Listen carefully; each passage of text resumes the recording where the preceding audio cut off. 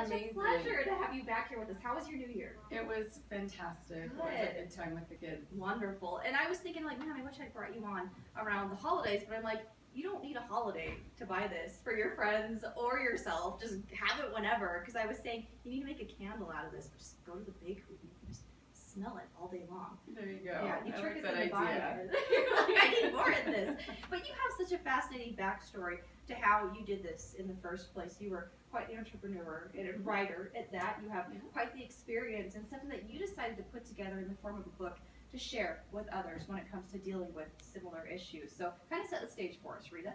So the book, it's called From Mrs. to Miss, How to Pull Your Life Together When Your Marriage Falls Apart. So it starts off kind of explaining how I met my husband and that love story. We met in Europe, we met in Spain, and it takes you to the difficulties that we had and to, in my opinion, the tragedy of divorce. I was at a really low point in my life. We owned a business together. We had owned the business for 10 years, a travel agency, and I wanted to separate myself from him even further because we were business partners for 4 years after the divorce. So imagine that. That was difficult. So in 2008, I left the business, our business that we owned together. He bought me out, and I quickly moved into what you see here, my baklava. So it had been a passion for me for, over 20 years. I learned to make baklava back home in North Carolina. I worked for a Greek family, and I learned how to make more than just baklava, but the baklava kind of just stuck with me over the years because, as you can see, it's just so absolutely beautiful. Oh, yeah. And I love cooking.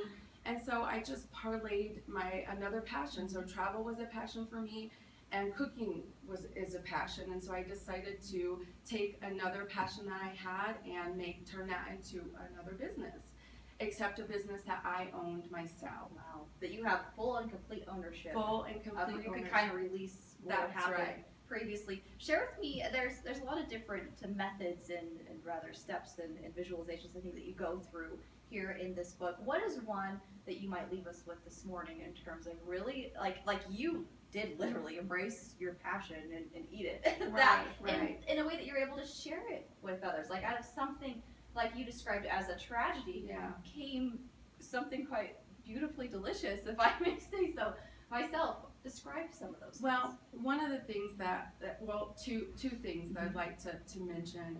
The first thing is how important your mind is and how important it is to control what you think, and how, I could have focused on the negative. I was 8.5 months pregnant when my husband left. I had a small child, a 3-year-old. We had moved to Utah. We had no family here. And for a long time, I played the victim. And I finally decided that, you know what, Chelsea, I don't want to be the victim anymore. I am so much more than that. So I decided to take control of my mind. And I decided to start being more positive and to start thinking about the beautiful things that I have in my life. My children are healthy. I'm healthy. I have this creativity that has blossomed into a new business, and I started focusing on the good things. So that leads into my second point, which is the importance of gratitude, right? Instead of thinking about what you don't have. I don't have a husband anymore, I have these two. Think about what I do have and be positive and focus on those things. And one of the experiences that I talk about in the book, and that there are pictures of the experience, is my time when I lived in Quito, when I lived in Ecuador for the summer. Mm-hmm. I ended up doing it in. Are these it? Mm-hmm. Yeah, I did an independent study in a small village that had no running water, dirt floors. We had to wash dishes in the river, our clothes in the river. I'm talking, this is the third world, right? Mm-hmm. But the family that I lived with, the mother was so happy and just content in her life. We're in the river washing dishes. Our feet are freezing cold in this water. The sun's beating down on our backs. She has her baby on her back, and she's looking at me and smiling and just proud of her life, proud of her culture, proud of her family and her village. She wasn't focused on what she didn't have. And so I really started to think about that family and that experience that I had in Ecuador, and that helped me to start focusing and thinking about, okay, so how am I going to make lemonade out of these lemons? Right. You know, how am I going to rebuild my life now, you know, as a single woman? And so that's why the title of my book is just, I didn't come up with it, I can't take credit for it, but from Mrs. to Miss. I went from being a miserable Mrs.